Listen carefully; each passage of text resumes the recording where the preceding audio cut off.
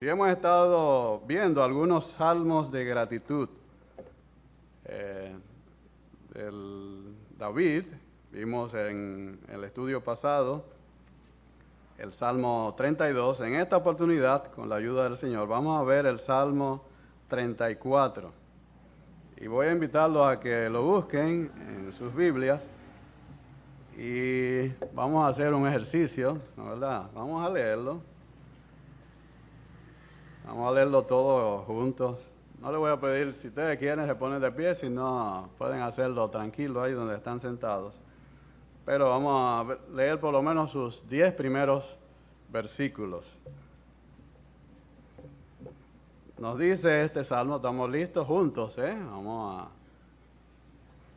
Lo ideal hubiera sido que tuviésemos la música para cantarlo, pero vamos a leerlo y vamos a poner el sentido también en él. Salmo 34, ¿estamos listos, no verdad? Ok, listo. Juntos. Ustedes van a empezar con bendeciré, ¿no verdad? El salmo empieza con algo, un relato arriba primero, pero vamos a saltarnos esa parte. Lo vamos a tocar, pero vamos a saltarnos esa parte. Vamos a empezar con bendeciré, ¿no verdad? 1, listo. Bendeciré a Jehová en todo tiempo. Su alabanza estará de continuo en mi boca. En Jehová se gloriará mi alma. Lo oirán los mansos y se alegrarán. Engrandeced a Jehová conmigo y exaltemos aún a su nombre. Busqué a Jehová y él me oyó. Jehová se gloriará mi alma. Lo oirán los mansos y se alegrarán. Engrandeced a Jehová conmigo y exaltemos aún a su nombre. Busqué a Jehová y él me oyó y me libró de todos mis temores. Los que miran a él fueron alumbrados y sus rostros no fueron avergonzados. Este pobre clamó y le oyó Jehová y lo libró de todas sus angustias. El ángel de Jehová acampa alrededor de los que le temen y los defiende. Gustad y ve que es bueno Jehová, dichoso el hombre que confía en él. Temed a Jehová vosotros sus santos, pues nada falta a los que le temen. Los leoncillos necesitan y tienen hambre, pero los que buscan a Jehová no tendrán falta de ningún bien. Amén. Dígalo duro que se sienta. Amén. Gloria a Dios. Indudablemente que la lectura de la palabra, hermanos, edifica. Y cuánto no deseáramos estar todo el tiempo bajo el sonido de la palabra de Dios. Los tiempos han ido cambiando, ¿no verdad? Y a veces nos queremos dejar dominar por los deseos de la carne, por las reglas de los hombres naturales. El hombre natural no le gusta estar bajo el sonido de la voz de Dios. ¿Ustedes sabían eso? Aunque nos hemos convertido a Dios, hemos pasado de las tinieblas a su luz admirable, todavía nuestra carne no se ajusta a eso, no le gusta eso. Y nos quiere gobernar, quiere ajustarnos todavía a sus leyes, a sus ordenanzas.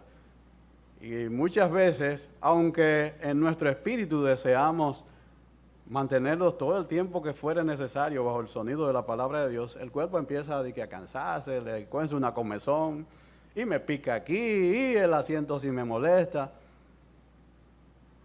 Y a veces nos dejamos, y también ahora la mascarilla, esa otra también.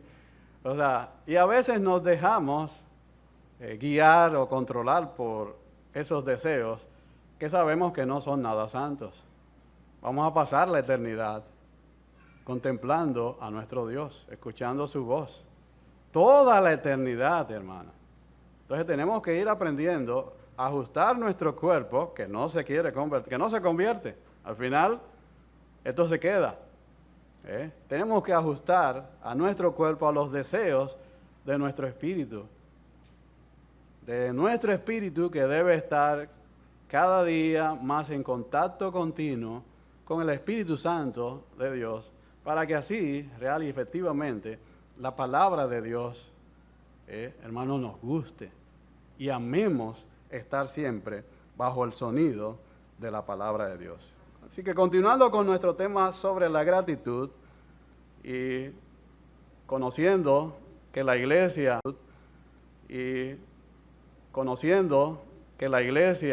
hermanos, si hay una tragedia realmente en todo esto que ha pasado, es el tiempo de exposición presencial a la palabra de Dios que ha perdido la iglesia. Teníamos antes, hermanos, escuela dominical, donde era una hermosa oportunidad.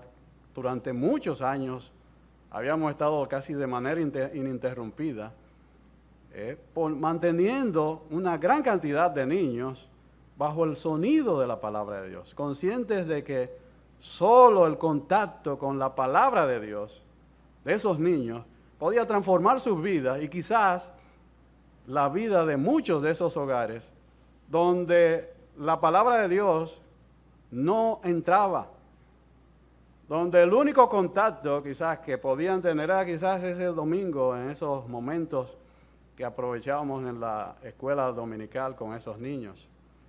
Hemos perdido, y no sabemos cuándo va a ser posible restablecerlo, nuestra escuela de verano. Hermanos, cuánto dolor el saber que ya no va a ser tan fácil el poder tener niños de los barrios, de tantos barrios, bajo el sonido, el contacto con la palabra de Dios, conscientes nosotros del beneficio que ha sido durante muchos años estas escuelas de verano en la vida de tantos niños, ya hombres, que pueden en la palabra de Dios. Fue a través de esas escuelas. Venían quizás con la intención de molestar, de neciar, pero fueron afectados por el sonido de la palabra de Dios, hermanos. Ahora, por ejemplo, nosotros, la predicación, hemos perdido gran parte de nuestras escuelas dominicales. No sabemos cuándo la podremos restablecer y de hecho tenemos que ir pensando que pudiéramos ir buscando la manera de, no quizás con todos los niños, pero sí con los más adultos. Tenemos la facilidad de un colegio con muchas aulas. O sea, todo eso, hermanos, tenemos que sopesarlo y pensar qué vamos a hacer para poder recuperar nuevamente esto que hemos perdido, esta gran tragedia que ha representado para la iglesia del Señor por esta pandemia y por el repliegue, lamentablemente, de la iglesia ante el avance de estas cosas que sabemos que son señales de la pronta venida de nuestro Señor. Entonces, vamos a tocar en esta mañana este salmo. Un canto, una canción de liberación. Este Salmo 34 constituye uno de los favoritos de todo el mundo. Muchos de nosotros conocemos, si no la totalidad, gran parte de este Salmo. Y lo hemos hecho quizás, y lo podemos citar quizás hasta de memoria.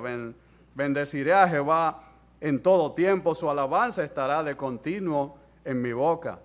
El ángel de Jehová acampa alrededor de los que le temen y los defienden. Todos esos son pasajes que nos gustan y quizás recordamos y mantenemos aún en nuestra mente. Por eso se cuenta entre los más hermosos que tenemos también en el Salterio. Podríamos decir que es una canción que se presta para expresar muy apropiadamente la liberación que experimenta el creyente del temor, el peligro, la angustia y la aflicción. En el versículo 4 dice, busqué a Jehová y él me oyó y me libró de todos mis temores. El verso 6, este pobre clamó y le oyó Jehová y lo libró de todas sus angustias. El versículo 17, claman los justos y Jehová oye y los libra de todas sus angustias. El versículo 19, muchas son las aflicciones del justo, pero de todas ellas le librará Jehová. Experiencia de liberación que solo experimenta, como dice el salmista David, el justo, aquel a quien Dios justifica, y pobre, es decir, pobreza espiritual. David era, bueno, en ese momento que escribió este salmo, estaba huyendo, pero fue rey, o sea, tenía riquezas, pero está hablando de pobreza espiritual, aquel que reconoce su pobreza y que, por lo tanto, reconociendo su pobreza, clama al Señor cuando busca adecuadamente a Jehová. Cuando no se corre a ningún otro lugar ni a ningún otro refugio que no sea el Señor mismo. Busqué a Jehová y Él me oyó y Él me libró de todos mis temores. ¿A qué cosa, hermanos, le teme usted? ¿Qué cosas le afligen? ¿Qué cosas le quitan la tranquilidad, le roban la felicidad, el gozo, el sueño? Déjeme responderle con la misma experiencia del salmista, que nos lleva a la realidad de que muchas son las aflicciones del justo, dice el versículo 19, su primera parte. ¿Y quién es este justo? El versículo 18 anterior nos indica sus características, que son quebrantos de corazón y contristos de espíritu, una actitud de arrepentimiento y conversión.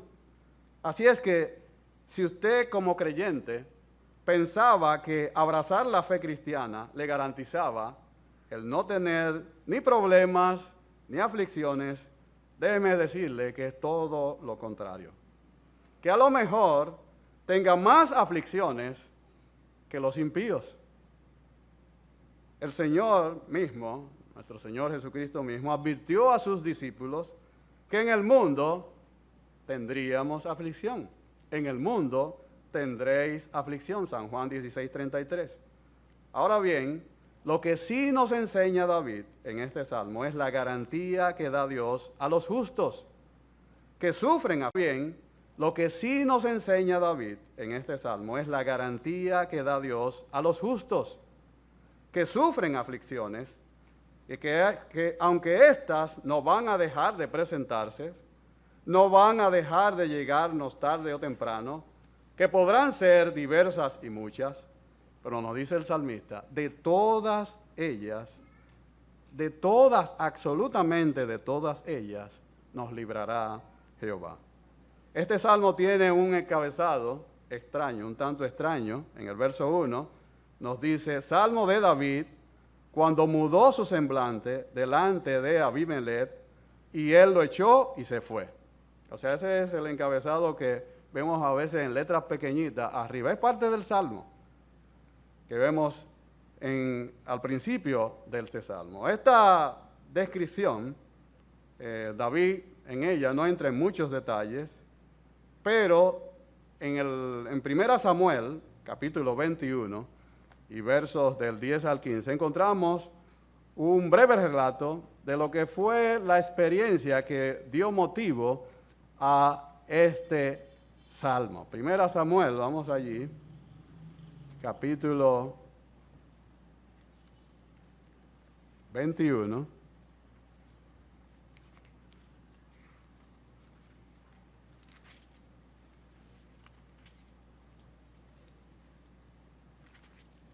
Nos dice,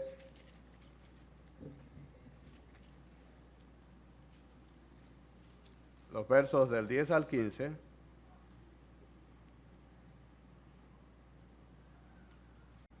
aquel día, y huyó de la presencia de Saúl, y se fue a Aquis, rey de Gat. Y los siervos de Aquis le dijeron, ¿no es este David el rey de la tierra? ¿No es este de quien cantaban en las danzas diciendo, hirió Saúl a sus 1000 y David a sus 10,000. Y David puso en su corazón estas palabras y tuvo gran temor de Aquís, rey de Gat, y cambió su manera de comportarse delante de ellos y se fingió loco entre ellos. Y escribía en las portadas de las puertas y dejaba correr la saliva por su barba. Y dijo Aquís a sus siervos, he aquí, veis que este hombre es demente. ¿Por qué lo habéis traído a mí? ¿Acaso me faltan locos para que hayáis traído a este que hiciese de loco delante de mí? ¿Había de entrar este en mi casa? La circunstancia que se describe aquí nos presenta a David, quien huyendo por temor de Saúl, llegó a Gat, territorio enemigo, y se puso bajo la protección de Aquís, o más bien Abimelech, rey de Gat, precisamente de donde era Goliat, el paladín de los filisteos. Gat era una ciudad de las principales de los filisteos, a quien David, a Goliat, había dado muerte, provocando también con ello la derrota de con ello la derrota de todos los filisteos. Eso nos lo narra 1 Samuel en el capítulo 17. Pero a pesar de los planes de David de pasar desapercibido en Gat, pronto se supo quién era aquel extraño. La fama de David le había precedido y había llegado a Gat. Y los consejeros de Aquís lo denunciaron delante del rey, haciendo referencia a la manera en que su hazaña de derrotar a Goliat y a los filisteos había sido celebrada entre los hebreos. Cantaban en las danzas diciendo, Saúl mató a sus 1000 y David a sus 10,000. Estaba haciendo referencia a la derrota que que estaba delante del rey de Gat le había propinado a los filisteos al matar precisamente a Goliat, que era de Gat, es decir, al matar a su paladín. Es decir, que en pocas palabras se le puso negra la situación a David. Y así descubierto, dice el versículo 12, tuvo gran temor de ser muerto por Aquís o de ser entregado de nuevo a Saúl para que lo matase. Y es así como recurrió a una nueva estrategia, de fingir que estaba loco. Dice, cambió su manera de comportarse delante de ellos y se fingió loco entre ellos, escribía en las portadas de las puertas y dejaba correr la saliva por su barba, asumiendo que su nuevo plan de fingir locura haría que por piedad Aquís lo librara, o que fuera considerado tan inofensivo que el mismo Saúl considerara innecesario capturarlo. El engaño aparentemente le funcionó bien. Actuó tan bien que el rey Aquís dijo que no necesitaba más locos en el palacio. Así que echó a David de su presencia, quien entonces se escapó de allí a la cueva de Adulán, donde formó un ejército allí que fue poco a poco ayudándole a reconquistar. Ciertamente que este episodio no fue uno de los momentos más heroicos o brillantes en el historial del salmista. No obstante, David consideró apropiadamente que no había sido toda la estrategia desplegada por él, ni su astucia, lo había librado de escapar de aquel gran peligro, sino que solo Jehová le había rescatado de una forma tan maravillosa. Y es así que aunque no incluye ninguno de los incidentes de su fuga en la narración de este Salmo 34, solamente se detiene en él, en el hecho extraordinario de que fue escuchado por Dios en la hora de su gran peligro. Y escribió este Salmo para celebrar agradecido la voluntad del Señor al otorgarle tan gran liberación.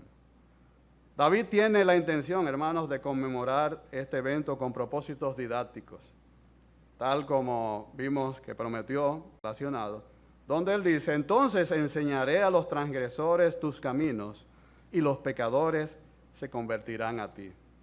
Así es que puso un gran esfuerzo en este salmo al escribirlo con gran rigurosidad, de tal manera que casi coincidiera cada una de sus versículos con las 22 letras del alfabeto hebreo.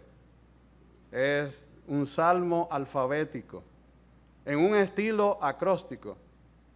Y el propósito del uso de este formato parece ser principalmente el de fomentar el aprendizaje y la memorización de las verdades aquí reveladas. Y este es el segundo salmo alfabético, que también utilizó anteriormente ya esta técnica, vemos el 25 también, que utiliza este estilo. Podríamos decir que el salmo tiene dos grandes divisiones. Los primeros 10 versículos son un himno, donde expresa su alabanza a Dios, y los últimos 12, del 11 al 22, un sermón, donde se dirige directamente a los hombres. En esta mañana solamente vamos a ver la primera estrofa, así que no se inquieten. En el verso 1 encontramos a David expresando una gozosa alabanza a Dios. Dice él: bendeciré a Jehová en todo tiempo. Su alabanza estará de continuo en mi boca. Una gozosa alabanza a Jehová en mi boca. Una gozosa alabanza a Jehová, con el voto, con el compromiso de que ésta será en todo tiempo. Es decir, su alabanza estará en él en todo tiempo, es decir, será permanente, bajo cualquier circunstancia, continua. Su alabanza estará de continuo en mi boca. Constituye realmente la primera estrofa de este himno, esta expresión. Su alabanza estará de continuo en mi boca, que comienza con la primera letra del alfabeto hebreo, Aleph, equivalente a la A latina, pero que con la traducción hace que se pierda precisamente el acróstico. O sea, en el hebreo sí está en formato acróstico, pero al pasarlo a la traducción sabemos que se pierde, quizás porque las letras no van a coincidir de un idioma a otro. Mas no así el compromiso asumido por el salmista con la adoración y la alabanza a Dios. Cada día de la vida del creyente, hermanos, está marcada con múltiples momentos y señales de las misericordias y bondades de nuestro Dios. Decía Jeremías en Lamentaciones 3, 21 al 23, esto traigo a mi corazón, por esto tengo esperanza, que las misericordias del Señor jamás terminan, pues nunca fallan sus bondades. Son nuevas cada mañana. Grande es tu fidelidad. De modo, hermanos, que esta canción con la cual alabar a nuestro Dios por las misericordias y bondades nuevas que Él nos da cada día. Pero además, cada experiencia por separado con estas misericordias y bondades de nuestro Dios deben marcar nuestro corazón de tal modo que nos proporcione un tema específico de gratitud hacia nuestro Dios que perdure por toda nuestra vida. Con este mismo sentimiento de gratitud es que nos encontramos a David celebrando en esta oportunidad por la liberación que había experimentado por parte de Dios. Ya habíamos visto en el Salmo 32 su gratitud por su experiencia con el perdón de Dios, en donde saborea la dulzura del extraordinario gozo que solo da el perdón que Dios nos otorga. Ahora, en este Salmo 34, toma el recuerdo de aquel maravilloso escape y lo convierte en la base de un tesoro de edificación, no solo para su uso particular, sino también para todos los piadosos, es decir, todos los creyentes de todas las edades. Nos ha alcanzado hasta nosotros. Bendeciré a Jehová. Su alabanza estará. El salmista está personalmente resuelto y determinado a darle al Señor su completa y absoluta adoración. El término bendeciré, del hebreo barak, deriva de una raíz que significa arrodillarse, postrarse. Por lo tanto, significa orar, alabar, dar las gracias. Y el uso del término alabanza, del hebreo tejilá, es característico de las fiestas sagradas, en los que la celebración es motivada por las maravillosas obras de juicio y salvación por parte de nuestro Dios. El término tejilá puede destacar algunas cualidades o atributos de nuestro Dios. Puede representar acciones dignas de alabanzas o acciones por las que el responsable merece alabanza y gloria.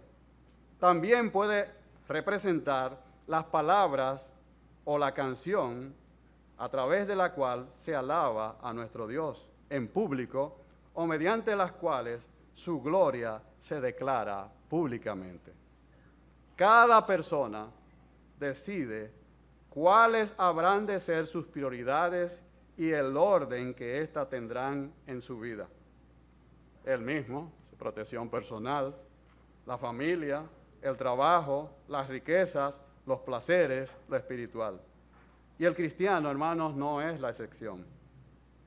Todo cristiano tiene que decidir claramente el lugar que ha de colocar su adoración a Dios, puesto que si no toma una decisión bien definida, puede estar seguro que las muchas preocupaciones y ocupaciones de la vida, es decir, los afanes de esta vida, como nos advierte el Señor en Lucas 21:34, refiriéndose a la mundanalidad con lo que cargamos nuestros corazones, que harán que no estemos listos precisamente para cuando Él venga, sino todas y cada una de estas cosas tomarán el lugar del tiempo precioso de la adoración debida a nuestro Dios. Yo así haré, dice el salmista, bendeciré a Jehová. No importa lo que otros hagan, ni cómo lo hagan, su prioridad es la voluntad de Dios, es decir, todo lo que produce bendición, elogios, alabanzas para nuestro Dios. La marca distintiva de los grandes hombres de Dios es que saben perfectamente a quién deben su lealtad y prioridad. Todo lo demás en función de ello, produciendo así en todo su accionar verdadera bendición para Dios. Viven realmente para la gloria de Dios. Con el compromiso, como por ejemplo el compromiso asumido por Josué en el capítulo 24, verso 15, quien estando frente a Israel, en un momento en que el pueblo de Dios había sido convocado para adorar y agradecer a Dios por todo lo que Él había hecho por ellos, mas sin embargo, aún ellos mantenían entre ellos dioses ajenos, dioses egipcios, amorreos y de todos los pueblos de alrededor, que les robaban la adoración que solo pertenece a Dios. Josué los reta a decidir lealtades. Si querían seguir siendo el pueblo de Dios, debían escoger a quién servir, a quién adorar. Dice en el versículo 15 del capítulo 24, escogeos hoy a quién sirváis, si a los dioses a quienes sirvieron vuestros padres cuando estuvieron al otro lado del río, o a los dioses de los amorreos en cuya tierra habitáis. Mas él estaba bien claro. Dice él, pero yo y mi casa serviremos a Jehová. El salmista sabe a quién debe su alabanza, lo que se debe hacer, para qué y cuándo hacerla. Es solo a Jehová a quien debo rendir y dar alabanzas, y no a cosas causas o motivos secundarios. Que si la distancia que había interpuesto entre él y Saúl, al huir a Gat, que si su astucia para librarse de Aquís al fingirse loco, todo esto, hermanos, pudo haberse convertido en motivos de elogio hacia su propia persona, hacia la propia persona de David. Siempre habrá motivos, hermanos, en este mundo que competirán por nuestros elogios y reconocimientos, robándoselos a quien verdaderamente le pertenece. Que si la mascarilla es la que nos va a dar la protección, que si el distanciamiento social, que si el aislamiento en nuestros hogares, que si la aparición de una vacuna. Dios, hermanos, tiene el control absoluto de todo cuanto acontece alrededor de la vida de sus hijos. Y todo cuanto permite es para su bien. Por lo tanto, la gratitud de sus hijos es algo que Él espera de ellos y que no comparte con nadie. Por lo tanto, hermanos, ¿nos arriesgaremos a provocarles a celo? Él tiene por derecho el monopolio absoluto, el dominio absoluto en la alabanza de todas sus criaturas. En los últimos versículos del Salmo 103,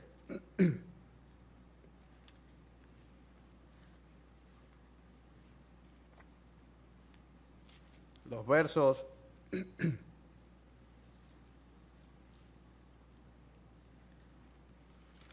20 al 22, este salmo también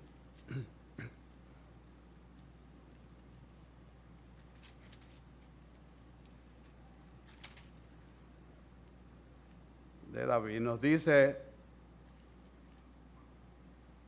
versos 20 al 22, bendecid a Jehová, vosotros sus ángeles, poderosos en fortaleza, que ejecutáis su palabra, obedeciendo a la voz de su precepto. Bendecid a Jehová vosotros todos sus ejércitos, ministros suyos, que hacéis su voluntad. Bendecid a Jehová vosotras todas sus obras, en todos los lugares de su señorío. Bendice, alma mía, a Jehová. David invita al universo a alabar al Señor. En los primeros versículos comienza con él, como debe de ser, pero luego, como en una espiral, va involucrando en toda esta invitación a alabar al Señor, a ángeles, ejércitos celestiales y todas sus obras en donde Él ejerce dominio. De igual manera, el Salmo 150 en donde Él ejerce dominio. De igual manera, el Salmo 150 en el último del Salterio cierra con la misma invitación a la adoración universal. Todo lo que respire, alabe a Jehová. ¿Cuándo hacerlo? ¿Cuando todo marche bien? En todo tiempo, de manera continua, en todo momento, en cada situación, bajo cada circunstancia, antes, en y después de las pruebas, en días brillantes de alegría, pero también en noches oscuras de miedo. Estaré constantemente, afirma el salmista, pronunciando sus alabanzas. Mi agradecimiento va a ser incesante. Esto es una indicación de la naturaleza de la verdadera piedad. En un hombre verdaderamente piadoso, la alabanza a Dios es constante y está dispuesto siempre a bendecir a Dios, pase lo que pase. Lo que significa, hermanos, que bendecirle y alabarle son actividades que deben llenar plenamente toda la vida de los hijos de Dios. Por lo tanto, nunca deben ser suficientes las alabanzas a nuestro Dios. Cuidado, hermanos, si nos cansamos de alabarle. Ni mucho menos inoportunas, es decir, fuera de lugar, de tiempo o propósito. Nuestra adoración debe comenzar aquí, hermanos, en este mundo, pero se va a extender, ustedes saben por cuánto tiempo, 1 hora, por toda la eternidad. Entonces tenemos que ir acostumbrando, tenemos que ir sujetando a nuestro cuerpo que no quiere estar aquí, ni le interesa estar aquí. Tenemos que sujetarlo a nuestro espíritu que está sujeto al espíritu de nuestro Dios. ¿Y cómo hacerlo? Con mi boca. Su alabanza estará de continuo en mi boca. David nos enseña también que nuestra adoración debe expresarse oralmente. Estará siempre en mi boca.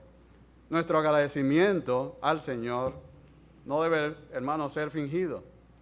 Pero para que esto sea así, para que sea genuino, primeramente debe nacer en nuestros corazones y ser transformados por el Señor de manera interna. Te alabaré, oh Jehová, con todo mi corazón. Nos dice David en el Salmo 9.1. Pero también tiene que tener su expresión externa en nuestra boca. Nunca consideremos, hermanos, nuestra gratitud para con Dios como algo sin valor o importancia, puesto que Dios no lo hace. Nos dice el salmista en el Salmo 9.1, te alabaré, oh Jehová, con todo mi corazón. O sea, debe haber una expresión interna, pero igualmente en nuestra boca. Dice él en el Salmo 50:23, el que ofrece sacrificio de acción de gracias, me honra. Y al que ordena bien su camino, le mostraré la salvación de Dios. Por tanto, hermanos, honrémosle siempre que podamos de forma audible, que los que nos rodean perciban también cuánto agradecemos a nuestro Dios, porque nos escuchan alabarle. Usted tiene por costumbre expresarlo audible, de forma audible. Usted canta coritos. Piense bien en las letras de los coros que usted se conoce, que sabe. Analícelo bien. Si en alguna manera esos coros se identifican con alguna experiencia personal de gratitud, de misericordia y bondad en favor de usted, hecha por Dios. O si no, busque un salmo. Escoja un salmo y apréndaselo y recítelo audible, de forma audible. O tenemos también en nuestro himnario muchos hermosos himnos de gratitud y alabanzas a nuestro Dios. Apréndaselo.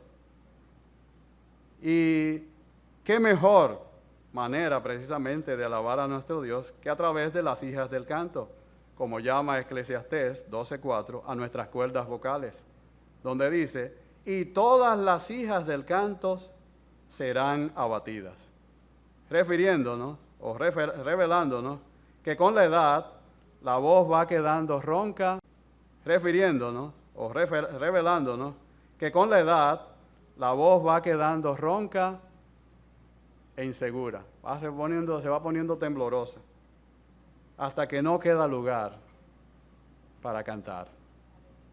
Es decir, que si ahora usted puede cantar, mira, que usted cante desentonado, cante, glorifique el nombre de Dios, cantando sus alabanzas. Si hay algo que, gracias a Dios, nos enseñaron nuestros fundadores, fue precisamente el amor al canto congregacional. Algo que le reclamamos muchas veces a nuestros jóvenes es que las canciones que ellos, las canciones de este tiempo, están en unos tonos, óigame, que muy bonito, porque ellos pueden subir hasta eso, encumbrar su voz hasta esas notas, pero la congregación caerle atrás es difícil. O sea, los cánticos o los cantos de estos tiempos son difíciles caerle atrás. no están hechos para que la congregación cante. Si usted lo intenta, óigame, se queda ronco. Se le explotan las cuerdas vocales.